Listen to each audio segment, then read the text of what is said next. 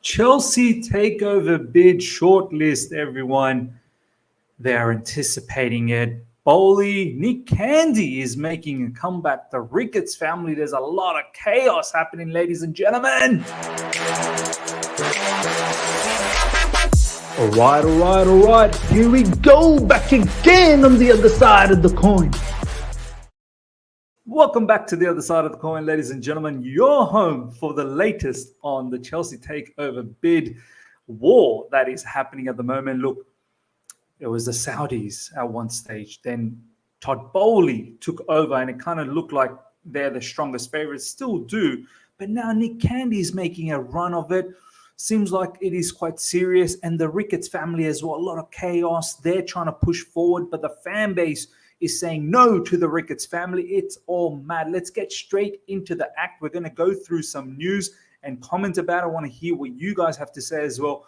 And then I want to play a clip later on about the whole sanction situation, the not being able to sell tickets, the FA Cup semi-finals. You know, our fans deserve to go there. It's all a bit mad from the UK government. And I want to show you a clip from Simon Jordan, who really puts it very eloquently, and I want to share that with you guys. First of all, though, ladies and gentlemen, Raine Group has plans to narrow down the shortlist of bidders to 3 on Monday or Tuesday. Well, we're almost at the end of Monday and haven't seen the shortlist, but people are trying to assume what the shortlists are going to be. If not, an official shortlist perhaps might be out on Tuesday. Sources close to the deal told Reuters.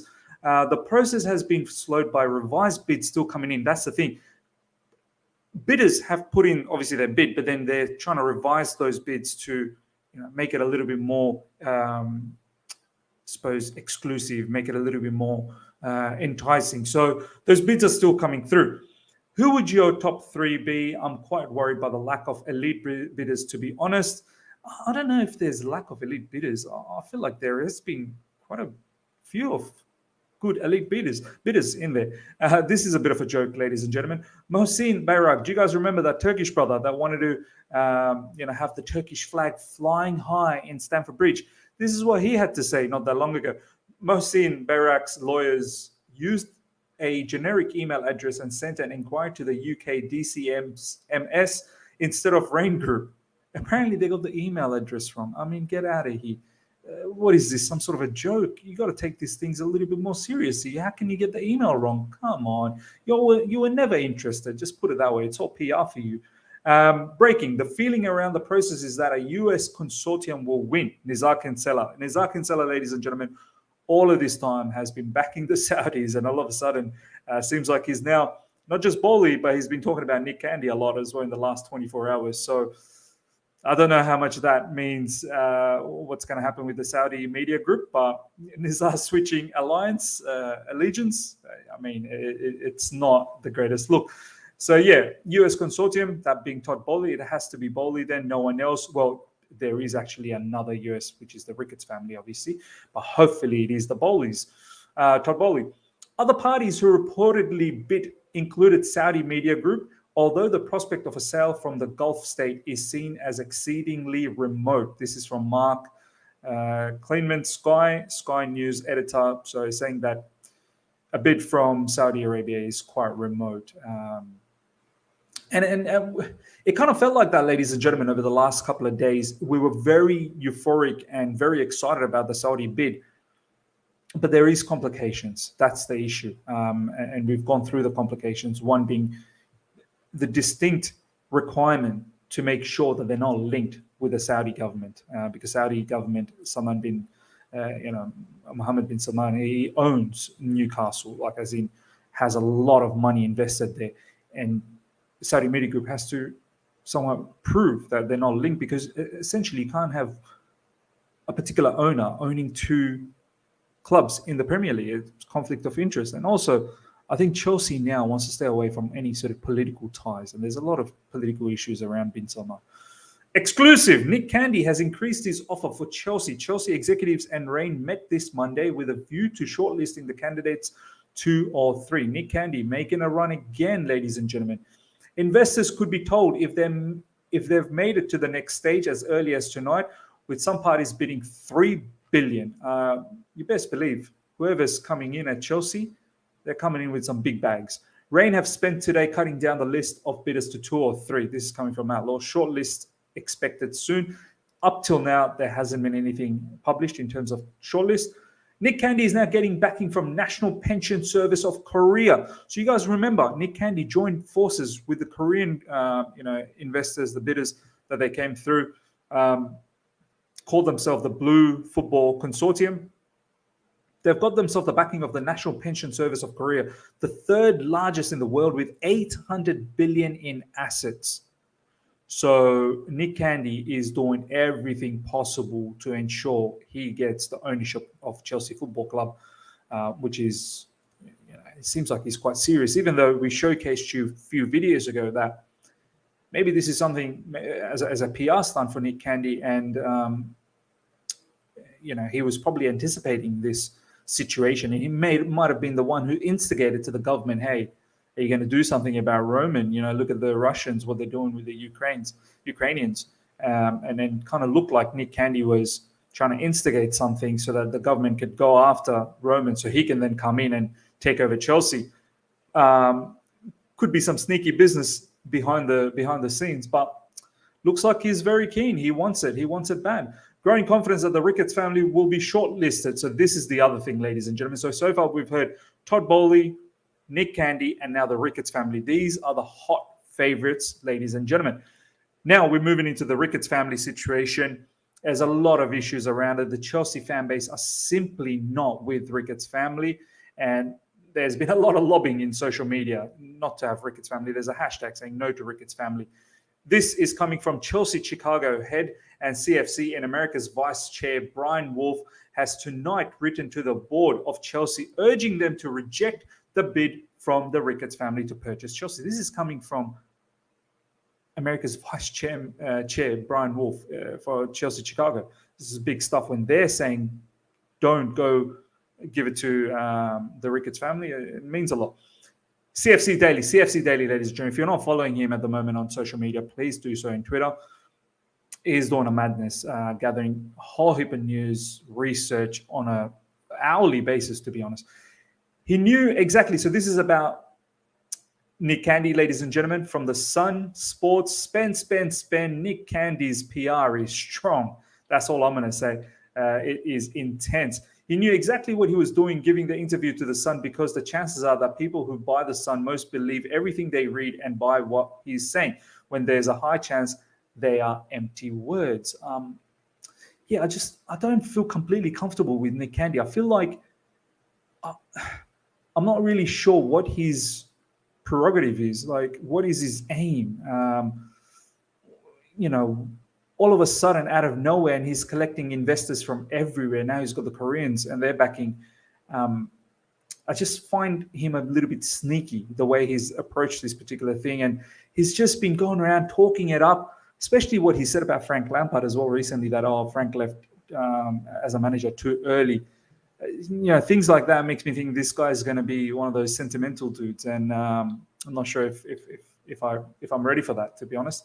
I need someone who's going to be able to make tough decisions at the right time. CFC Daily again, no to Ricketts, say no to Cubs, say no to Go Cubs Go. This is from Greg Hands, ladies and gentlemen. This is circulating around. Greg Hands is Conservative MP for Chelsea and Fulham, Minister of State for Energy, Clean Growth and Climate Change.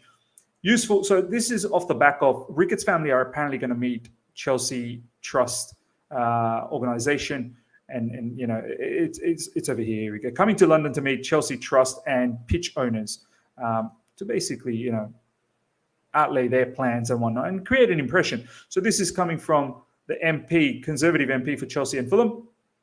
Useful call with Tom Ricketts, family owner of the Chicago Cubs, bidding for Chelsea FC, runs a heritage sports stadium, brought success to the clubs, coming to London to meet Chelsea Trust and owners, understands community. I'm happy to meet the bidders. And this created a lot of hoo-ha in the social media. Chelsea Extra, off the back of that particular tweet from Greg Hands, said, I'm very concerned that you are spreading positivity about a family who have a history of racism and poor ownership. The Ricketts do not have the best interest of the club at heart and would isolate huge parts of the Chelsea fan base. You might be saying, well, what is this particular, issue around the Ricketts family. And I'm going to get to that very, very soon. CFC Daily, off the back of that, said, "This is unacceptable of apparent owners launching a bid." He was very, very upset, and he was showcasing Kim Jansen from 2019. Club owner Joe Ricketts, "Muslims are my enemy." Joe Ricketts is, I think the father, within that Ricketts family group. And this was the particular quote that came out from that particular family. "Christians and Jews can have a mutual respect for each other to create a civil society. As you know, Islam cannot do that. Therefore, we cannot ever let Islam become a large part of our society. Muslims are naturally my enemy due to their deep antagonism and bias against non-Muslim." I mean, it's quite mad. And CFC Daily tweeted that and basically tagging Dom Rosso, who eventually then said, Dom Rosso is part of, as you can see here, Chelsea Trust Vice Chairman, who then said, "Thank you for bringing this up to my attention." So obviously, as you saw, guys, as I just showed you guys, that Greg Hans was saying the Ricketts family are going to meet Chelsea Trust. CFC Daily has managed to basically get through to Dom Rosso, who's part of Chelsea Trust. So, and they've said, "Thank you for bringing this up to my attention." Key statements. So this is from the Supporters Trust. There was a statement that was out, ladies and gentlemen. Go and check that out. But CFC Daily, key statements: "The government should discount any bid that is unwilling to do so, and any new owner must share the inclusive views of Chelsea FC and our diverse support base." That's the most important part. You don't want to disrupt the diverse support base. You don't want to have a situation where all of a sudden you've lost your Muslim players that's part of Chelsea Football Club, your Muslim fan base. I'm from a Muslim background as well. I'd feel completely uncomfortable around this situation. So, and I'm pretty sure there'd be many other fans out there that would feel that way. When you've got part of the family members in the Ricketts family categorically coming out in the public and saying they don't like Muslims, which is quite mad.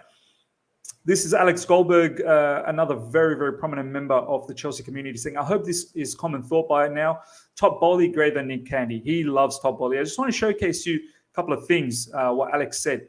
Because Alex, being an American, he knows a lot about the American franchise and the sports over there. And this is what he had to say. "Regarding Boehly, I don't expect most Chelsea fans to know these names below, but the LA Dodgers have once again had a huge offseason and now have an even more scary lineup than they had before. Their ambition is through the roof."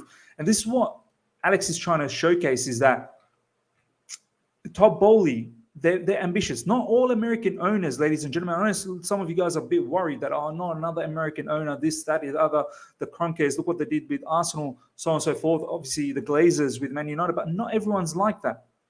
Liverpool owners, once again, yeah, they struggled in the beginning, but now they're always challenging. Whether they win it or not, okay, that's a different story, but they're challenging. We're not even challenging for the Premier League. Do you know what I mean? You want to be in the mix. Liverpool is just unlucky that at the same time they've got Man City, who's a bit of a thorn in their struggles. So, look, I feel very comfortable with Todd Boehly. He seems like he has a sound plan.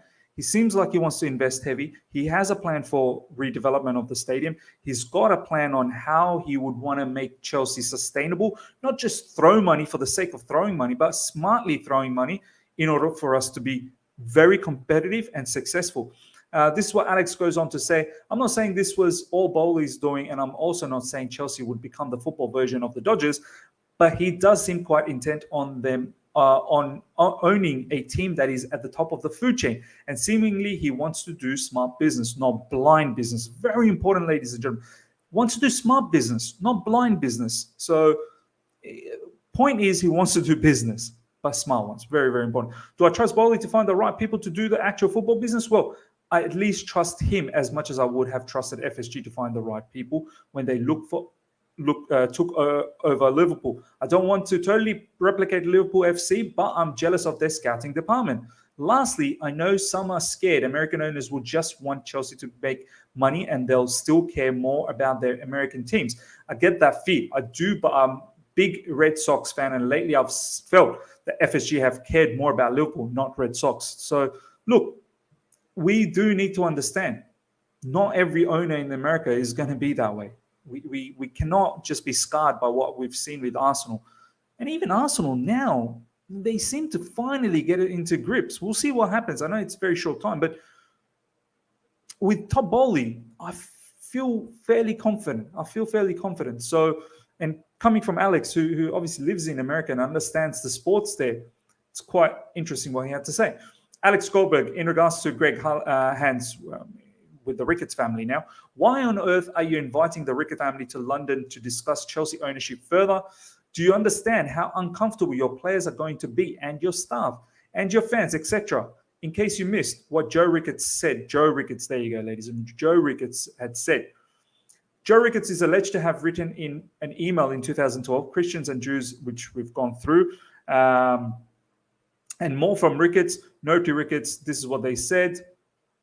Another email from the 80-year-old sent to Pete Ricketts in 2010 is alleged to read, I think Islam is a cult and not a religion. Christianity and the Judaism are based on love, whereas Islam is based on killing the infidel, a thing of evil. It's quite mad. It is absolutely mad to even see these sort of things. Actually, it makes me very, very uncomfortable, if I'm being honest, seeing these sort of things. So for me, no to Ricketts, undoubtedly. All right, ladies and gentlemen, now I want to showcase you a particular video from Simon Jordan in regards to the sanctions, us not being able to sell the tickets. I'm still baffled that the government hasn't revisited our license around the whole sanctions piece.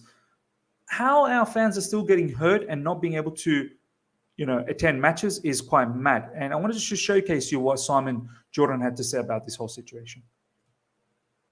To change the license, to amend the ability, and to ring fence off any money that's being taken on the basis of it goes to Chelsea at a later stage and not now. Not difficult, is it? I mean, or even it doesn't go to them.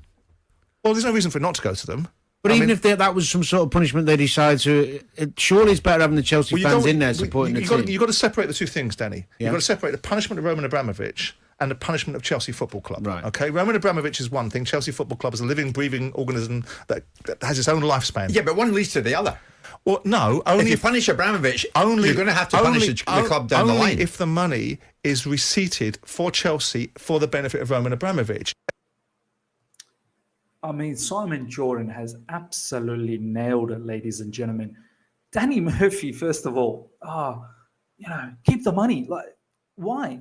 As Simon said, you got to separate the two.